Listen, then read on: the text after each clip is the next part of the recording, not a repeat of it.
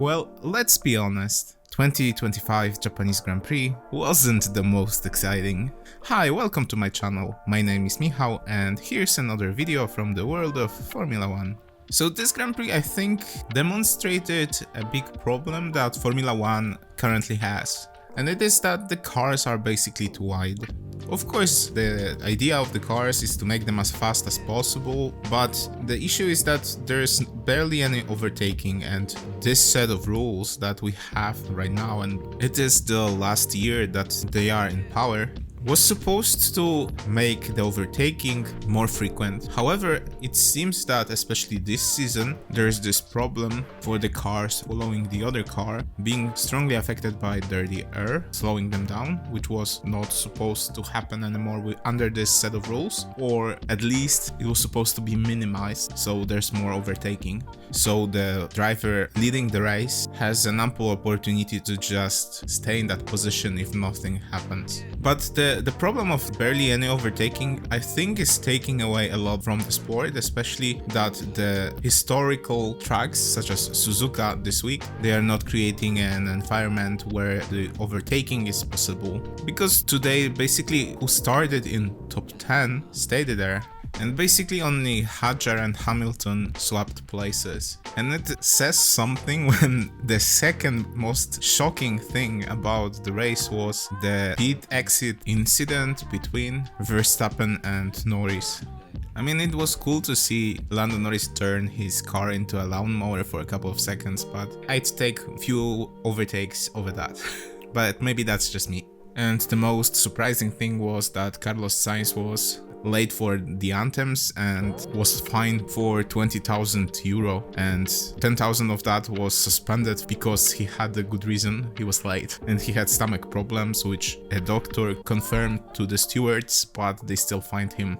And I don't want to take anything away from Max Verstappen and any of the drivers, because they did their job very well. All of them finished, and only Lance Stroll had blue flags waved in front of him. But it says something that there's basically barely any racing sometimes, like when the track is narrow. And we'll have some of those coming on the calendar, of course. Monaco, Imola in Italy, Canada. And if the race doesn't bring in many changes and nothing happens, it's just taking away like a lot of excitement from the sport. And it is something to be excited. It is so cool to watch those cars, which are the peak of the engineering and often bring a lot of innovation towards everyday cars as well. But if there's no racing, there is something wrong. And even if it comes at the price of the speed and cars get slightly slower, but there's more overtaking, more drama, more driving at the edge, more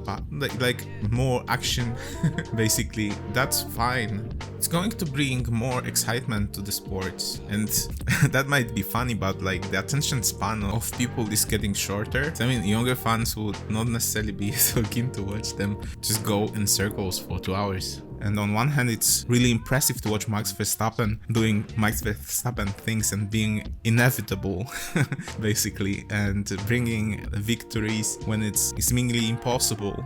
But on the other hand, it would probably be much more exciting to see more passes.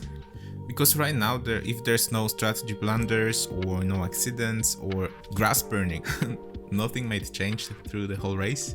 But maybe I shouldn't be this negative. At the end, this is just the third race of the season, and the two previous ones had surprises, so let's keep our fingers crossed that this is just one race out of many exciting ones. Yeah, so that's that. Let me know in the comments what's your opinion on that, because if nothing changes, probably the historical tracks will start disappearing from the calendar, or they would have just few spots allocated and then switch between years. That's probably what's going to happen at the end, as the sport is growing and there are more tracks potentially going into the calendar, or more countries or cities expressing their interest to introduce a race. Even this year, after Australian Grand Prix, Stefano Domenicali was negotiating with Thailand's Prime Minister to organize a new race there. Okay, but let's talk about Japan. there are a couple of topics that might be cool to mention as well. Of course, there was this drama going on with Red Bull switching their drivers really fast in the season, and it seems that their first initial decision took its harvest basically, because both Liam Lawson and Yuki Tsunoda lost the preseason in their new teams, so obviously they were not that familiar with their cars and couldn't squeeze the 100% of the car's potential. There was some step up from Yuki Tsunoda, that's for sure, because he was basically closer to Max Verstappen, but still he was outside of the points. He finished P12.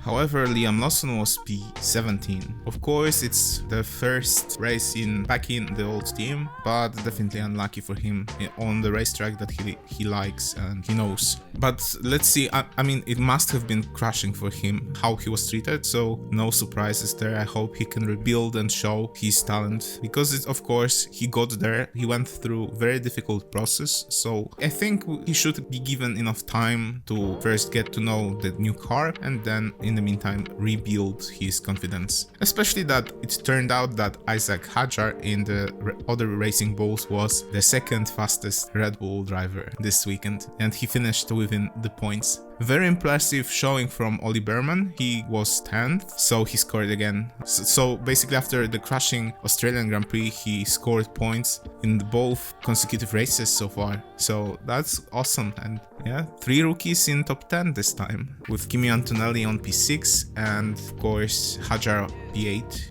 Another race with the points for Alex Albon as well, so he scored points in every race so far, so there's a big improvement, even though he was really unhappy during the race and was speaking about it loudly through the radio.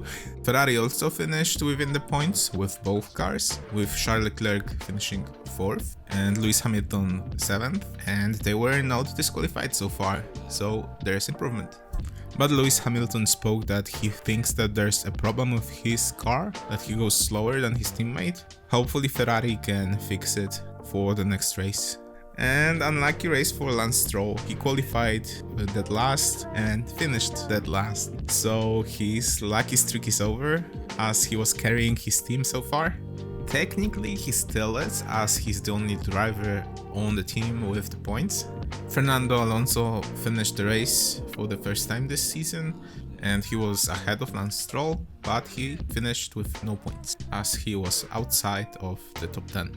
There is one last thing that happened after the race actually, that Christian Horner mentioned in the interview with the Sky Sports, and that is that he spoke about the rule change that comes in force during the Spanish Grand Prix, and he mentioned that he suspects that a lot of teams might be affected. Of course, it's connected to wing flexing, and it's going to be very interesting to anticipate, because there might be many changes happening within the field that is really close so far. So it might be crucial for McLaren, if they are the target actually, to collect as much points as possible until then, so they can be more secure in their constructors and drivers championships, because so far they showed that they do not want to push for the drivers championship very much, and they do not risk with the strategy, and it was especially seen today when they were basically not risking anything and taking P2 and P3. I mean, this is safe points, great points, but they do not seem to have this mentality to push for as much as possible.